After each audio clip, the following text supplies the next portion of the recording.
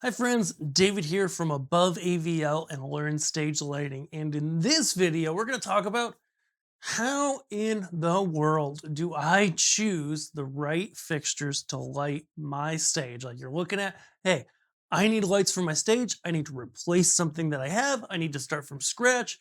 Any of those situations, how do I find the right thing? Let's dive.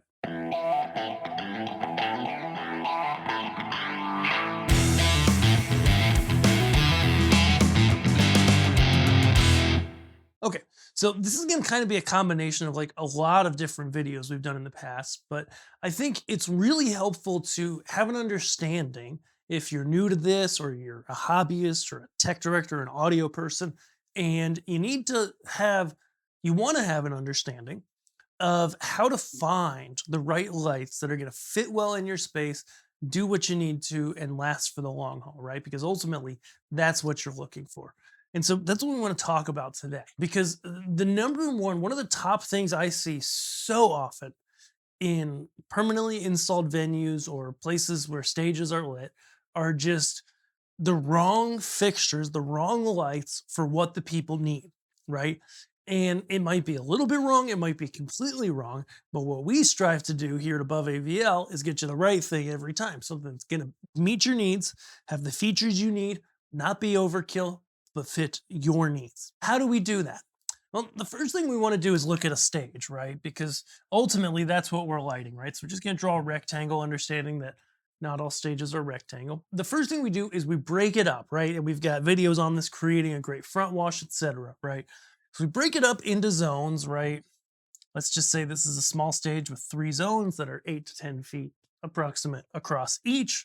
Okay. And so that means that from wherever out in front this light's hanging, and this is like terrible 3D perspective. That's not terrible. That's not too bad. Say they're hanging up here. When they hit that stage, one, we want it to be at a pleasing angle. And so that's going to shift potentially where we hang the lights. Two is that we want it when it hits the stage to fill that area or be just a little bit bigger if we have beam shaping tools to be able to size it down a little bit. The ultimate tool when you're in a situation like this is something with zoom, but zoom fixtures are not always your best option.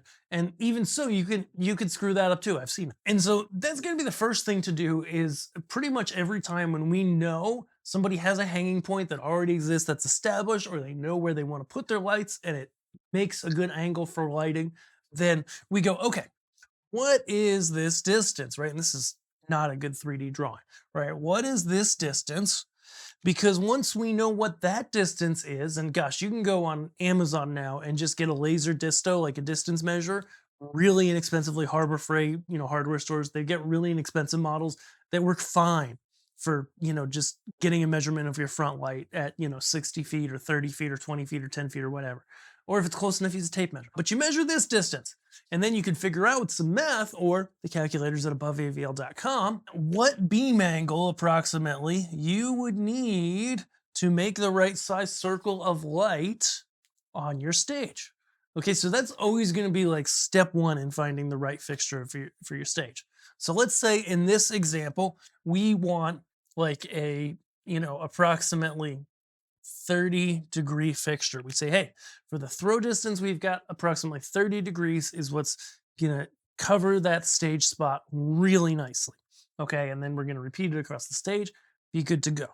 Okay, we'll have front light, we'll have backlight, we'll have, other fixtures around for some ambient lighting, etc. And we could talk about those, but, for our main primary lights, the number one thing we're going to do is we're saying, hey, approximately 30 degrees is where we want to live for this light.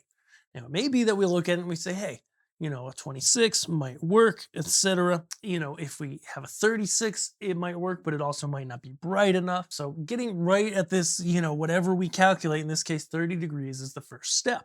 Next, we got to talk about brightness, right? Because you might go, well, I'll go find the cheapest 30-degree fixture that I can find and buy it, right? But how bright's it going to be when they get there? Thankfully, any manufacturer that's worth anything has photometrics, or at least, center point, foot candle, or lux measurements, or more preferably a full chart that walks you through, hey, at this distance, it's going to be this bright. We can use those charts either to find your distance on there or to do the math to find out, okay, this light at full brightness, which is not always the cleanest, best white you want, so keep that in mind, but at full brightness, at this distance, okay, when it hits these objects, this stage, it's going to be, right, blank foot candles or lux. Okay, foot candles and lux are the same thing. Okay, it's like feet and meters, right? They're the same thing. You can cross convert between them really easily. They're measuring the same quality, which is light at a point in space. Not all the light being output, that's lumens. Okay, but light at a point in space. Okay. Now we say, how bright do we need it to be on that stage? Okay, this is going to vary greatly.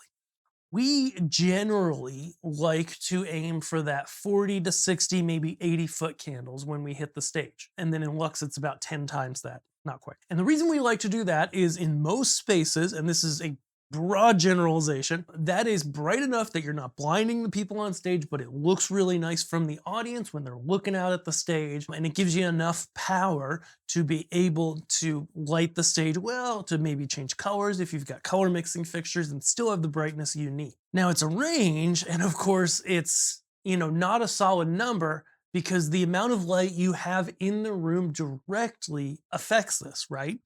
If you have a lot of light in the room, then you need more light from your stage lights before it's going to be noticeable, right? It's like you go to a concert in the daytime, right?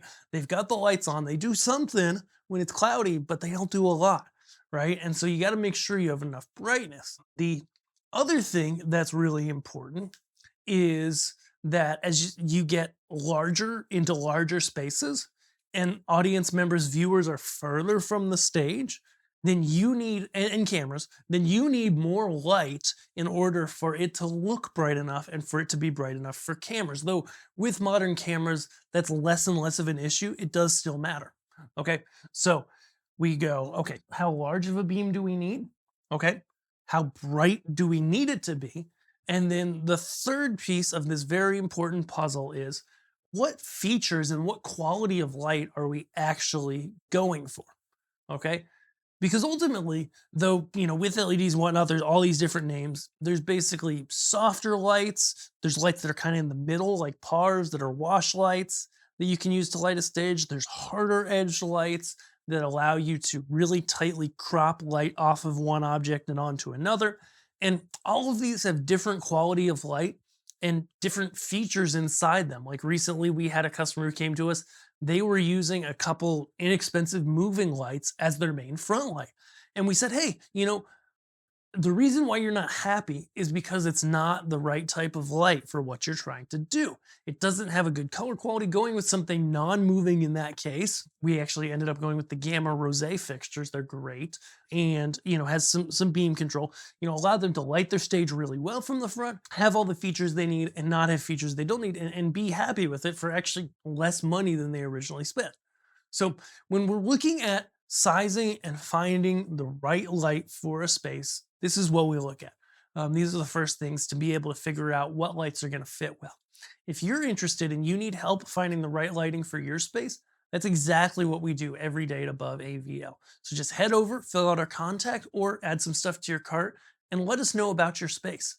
Let us know that throw distance and the size of your stage, and we can take a look at the best options for your needs.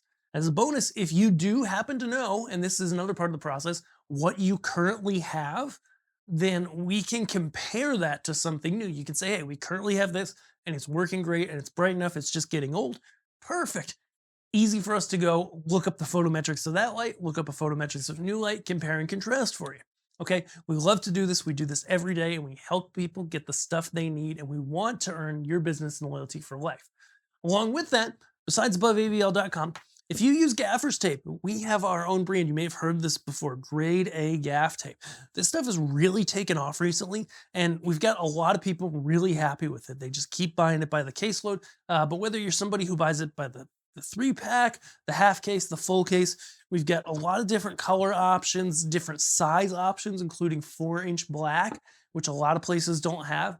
And we have some really great prices. So it's a great tape at a great price. It's a little different than the name brand stuff, but give it a try. Buy a roll, buy a 3-pack. Check it out. We think you'll really like it.